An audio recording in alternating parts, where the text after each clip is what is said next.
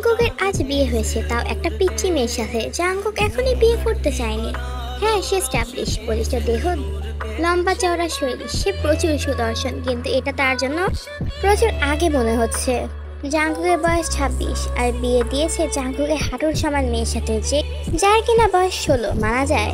আর মেয়েটার পরিবারও কেমন, তাকে বের করতে পারলেই বাঁচে। যখন আমি মেয়েটাকে দেখতে গিয়েছিলাম, তার বোন আর সৎ মা প্রায় জোর করছে বিয়ে করার জন্য। সেদিন মেয়েটাকে প্রথম দেখেছিলাম, প্রচুর মিষ্টি একটা মেয়ে। প্রাপ্তবয়স হলে তাকে কত সুন্দর লাগবে তা আমি কল্পনা করতে পারছি না। তার আমার মাকে শোনাচ্ছে ঘরের মেয়ে ঘরে থাকলে উল্টাপাল্টা করবে, মান সম্মান নষ্ট করবে, আরো কত কি। আমার বিরক্ত লাগছে এসব কথা এখন কে বলে। যাক, এই মেয়ের সাথে আমার বিয়ে হয়েছে, আমার বিরক্ত চরম সীমায়। মেয়েটা তার বোন বা মাকে কিছুই বলেনি সে তাহলে বিয়েতে রাজি, কিন্তু এটা তো তার পড়ালেখার বয়স, খেলাধুলার বয়স। আমি ঘরে ঢুকি, ঘরে আমার হাজারো ফুলের মাঝে একটি মিষ্টি ফুল বসে আছে।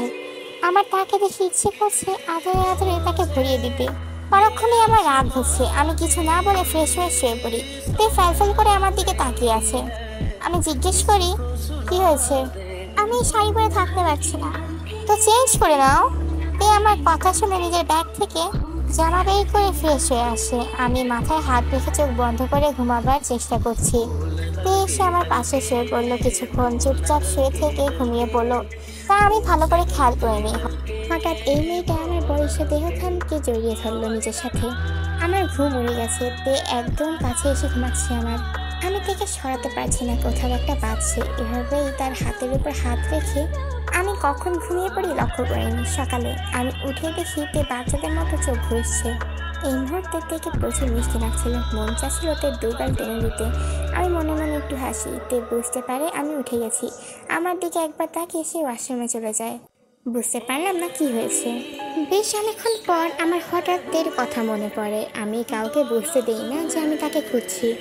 এভাবে আমি একটা একটা রুম দেখতে লাগলাম। নিচে গিয়ে কিচেনেও দেখি নেই, কিন্তু বেশ আমেজ বসেছে নিচে। ঘর বাড়ি নতুন করে সাজানো হচ্ছে। আমার কিছু আত্মীয় স্বজন কাজিনরা এসেছে। আমি নিচ থেকে উঠে আমার ভাইয়ের ঘরে যাচ্ছিলাম, দেখি আমার মিষ্টিতে ভাবির কাছে যাচ্ছে। আমি আর লুকিয়ে তাকে দেখতে পাইনি, ঠিকই ভাবি ধরে ফেলে। লুকিয়ে লুকিয়ে বউকে দেখা হচ্ছে তাই না? আরে না ভাবি, এমনি যাচ্ছিলাম আর কি। থাক, আর বাহানা দিতে হবে না, সব জানি আমি। দেখো তো কেমন আছে তোমার বউকে। ভালো। শুধু ভালো মানে? এই মিষ্টি মেয়েকে এরকম উত্তর দেবে? পিচ্চি মেয়েটাকে এত কিছু বলতে হবে না। এই বলে আমি চলে যাই। আসলে দেখে অনেক সুন্দর লাগছে, কিন্তু আমি কেমন দুটানায় আছি। এই থেকে বউ ভেবে কাছে টানতে ইচ্ছে করে, আর আমার দিমাগি মেজাজ বলে এই পিচ্চি মেয়ে বিয়ের কি বুঝে। আসলেই তো, হয়তো বিয়ের সম্পর্কটা কি তাও সে বোঝে না। আরে বাদ দাও, ও এরকমই, আমি কিছু মনে করিনি।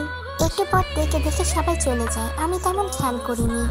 প্রায় তখন রাত 9টা বাজে। আমি ঘরে এসে দেখি তে শুয়ে আছে। আমি তের দিকে এক নজর তাকাই। সে আমাকে দেখে উঠে বসে ঘর থেকে চলে যায়। আরে আমি বাঘ না ভাল্লুক যে আমাকে দেখে ঘর থেকে চলে যেতে হবে। কিছুক্ষণ পর তে হাতে খাবার প্লেট নিয়ে ঘরে আসে আর আমার হাতে দেয়। তুমি খেয়েছো? আমি আর কথা বাড়ালাম না, চুপচাপ খেয়ে প্লেট কিচেনে রাখতে গেলাম। রাখতে গেলে তে আমার হাত থেকে প্লেট নিয়ে রেখে আসে। তের চোখে ক্লান্তি স্পষ্ট। আমি শুচ্ছি না বলে সেও শুচ্ছে না। এগুলো আমার খুব বিরক্ত লাগে। কেন তার ক্লান্ত লাগছে, সে এসে শুতে পারে না? শুয়ে পড়ো। আপনি সব দেখো, আমার এসব পছন্দ না। ছোট আম্মু বলেছে আপনি ঘুমানোর আগে না ঘুমাতে। তে এসব আমাকে বলবে না। তে ভয় পেয়েছে আমার ধমকে, আমি বুঝতে পারি। তে আমি সরি, কিন্তু আমার এগুলো পছন্দ না। তোমার যা ভালো লাগবে তা করবে, এটা তোমারই বাসা। আমার বাসা? তুমি আমার ওয়াইফ, আর এখানে তোমার যথেষ্ট অধিকার আছে। আমি শুয়ে পড়ি। আমার পর তেও শুয়ে পড়ে।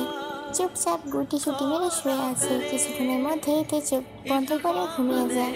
থেকে দেখছি তের মুখের উপর চাঁদের আলো পড়ছে, চোখগুলো মুখের সামনে পড়ে আছে। আমি আলতো হাতে তার সরিয়ে দিলাম।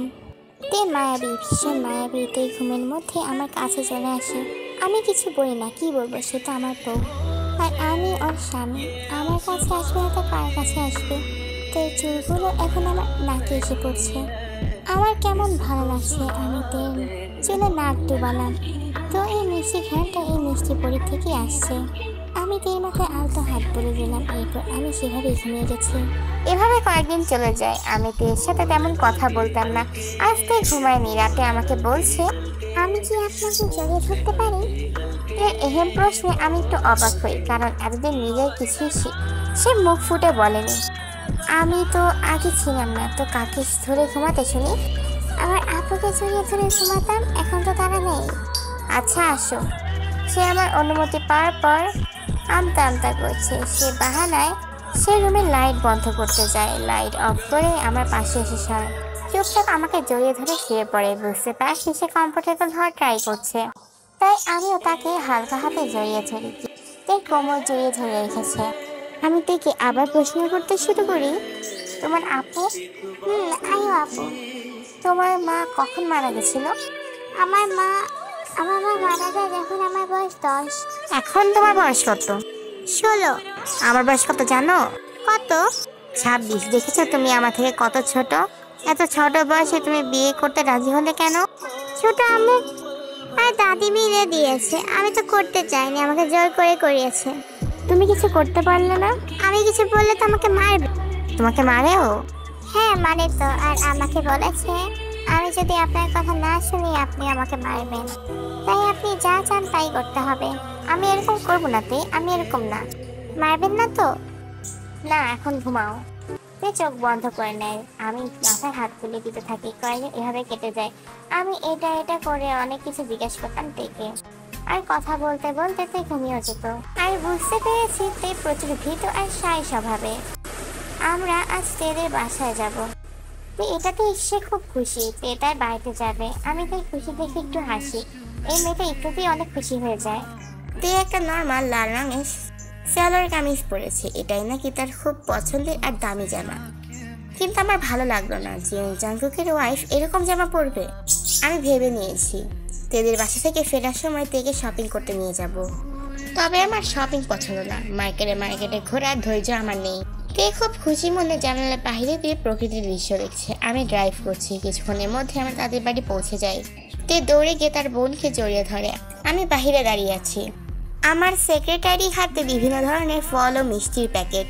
তের দাদি আর সৎমা আসে, আর তারা তেকে না দেখে আমার কাছে আসে। আমি বেশ অবাক হলাম। আমাকে ভালো মন্দ জিজ্ঞেস করে। আমি হাসি মুখে উত্তর দেই।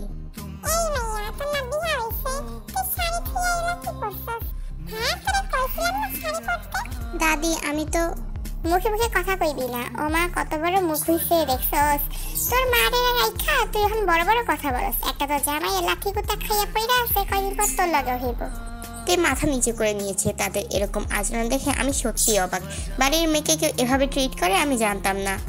আজকের পর্বটা এই পর্যন্ত। আশা করি আমাদের গল্পটা ভালো লাগছে। আর এটা যেহেতু প্রথম পার্ট, এখনই দেখে এটাকে জাজ করো না, সামনে আরো অনেক ইন্টারেস্টিং হতে যাচ্ছে গল্পটা।